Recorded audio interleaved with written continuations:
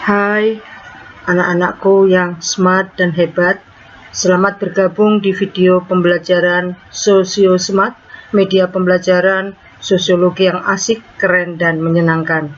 Saya Nur Hidayah Supri Hatini atau sering dipanggil Bunda Yayah akan bersama dengan kalian di dalam pembelajaran sosiologi kelas 10. Yuk kita simak bagaimana persiapan pembelajaran sosiologi kelas 10 IPS. Anak-anakku semua, dalam pembelajaran ada 4 kompetensi inti yang harus kalian capai. 1. Sikap sosial religius. KI 2. Sikap sosial.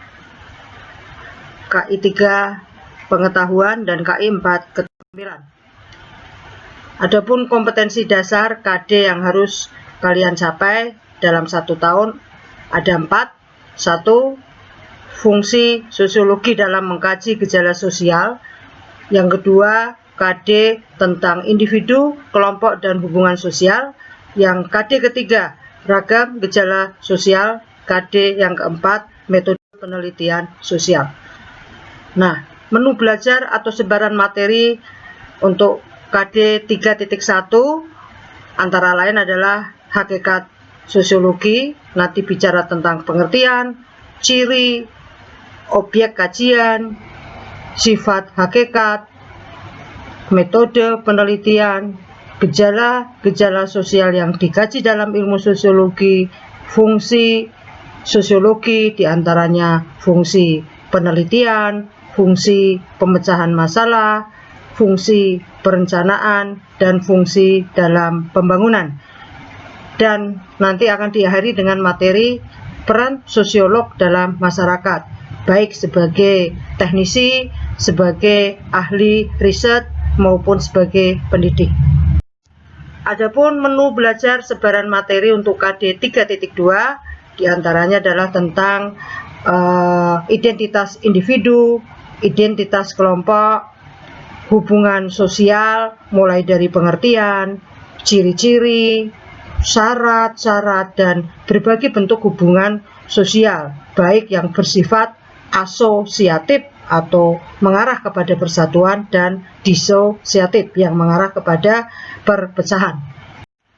Kemudian di KD 3.3 kita nanti akan belajar bareng tentang berbagai ragam gejala sosial yang terjadi dalam masyarakat, nilai dan norma-norma sosial, kemudian bicara tentang sosialisasi proses penanaman nilai dan norma di dalam masyarakat, ada perilaku menyimpang atau perilaku yang tidak sesuai dengan nilai dan norma yang ada dalam masyarakat, dan pengendalian sosial, upaya untuk mengatasi perilaku menyimpang. Dan terakhir di kelas 10 ini nanti di KD 3.4 kita akan membahas tentang metode penelitian sosial, meliputi perancangan atau desain penelitian sosial, teknik-teknik pengumpulan data nanti akan kita pelajari bersama, mulai dari teknik angket, teknik kuesioner, angket atau kuesioner, wawancara, observasi atau pengamatan, dan analisis isi media. Kemudian nanti kita juga akan belajar bareng tentang pengolahan data penelitian, baik pengolahan data kuantitatif yang berupa angka, yang nanti akan kita olah dengan analisis statistik, maupun pengolahan data kualitatif, data yang tidak berupa angka, ya, yang berupa uraian naratif. Kemudian akan kita pelajari juga laporan hasil penelitian. Dan di akhir KD ini nanti kita akan mempraktekkan tentang diskusi atau forum-forum ilmiah untuk menyampaikan hasil penelitian. Nah, tentunya anak-anak semua sebelum kita melakukan pembelajaran jarak jauh, ada kontrak belajar nih yang harus kita sepakati. Yang pertama tentang kriteria ketuntasan minimal. Untuk mapel sosiologi ditetapkan 75, untuk KKM sekolah sudah diputuskan dan ditetapkan 70. Ini yang nanti menjadi dasar di dalam penilaian hasil belajar peserta didik yang nanti akan dibagikan dalam bentuk e-raport. Kemudian kontrak belajar yang lain, kalian hadir mengikuti pembelajaran minimal 90%. Ya, kemudian dalam pembelajaran baik mapel sosiologi atau mapel yang lain ada 3 nilai yang harus kalian raih. Nilai yang pertama adalah nilai pengetahuan yang bisa didapat dari tes lisan, tes tertulis yang nanti dalam bentuk penilaian harian, penilaian akhir semester, penilaian tengah semester maupun penilaian akhir tahun. Kemudian pengetahuan juga ada nilai tugas, di mana di tugas ini ada tugas terstruktur dan tugas mandiri tidak terstruktur.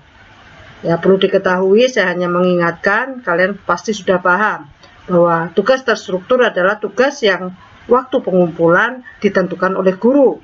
Sementara kalau tugas mandiri adalah waktu pengumpulan diserahkan kepada peserta didik. Dan nilai yang ketiga adalah nilai keterampilan yang dapat diujikan melalui penilaian praktek, produk, proyek maupun portofolio. Nah, kontrak belajar yang lain ya, ada beberapa fitur platform dari pembelajaran yang digunakan dalam mapel sosiologi. Yang pertama jelas ya, kalian pastikan ya memiliki atau punya media sosial WA. Nanti kita akan membuat WA group untuk khusus kelas sosiologi. Kemudian nanti ada fasilitas di website sekolah kita yang bernama fitur KBM Online SMA 1 Gedung Uni. Di sini nanti semua guru, semua siswa bisa memanfaatkan ketika pembelajaran itu dengan menggunakan fitur KBM yang meliputi nanti ada fitur untuk pembelajarannya, ada fitur untuk tugas. Kemudian yang lain, platform yang lain yang digunakan adalah Google Classroom. Nanti kita akan membuatkan khusus Classroom untuk kelas 10 IPS khususnya di mapel sosiologi. Kemudian ada Google Form yang kami gunakan biasanya adalah untuk pengisian kuis, pengisian uji kompetensi, mungkin penilaian harian dan lain sebagainya. Dan yang tidak kalah penting, platform yang lain adalah video pembelajaran Sosio Smart. Jangan khawatir, Bunda Yaya sudah menyiapkan serial pembelajaran sosiologi yang bisa kalian gunakan sebagai pendamping belajar.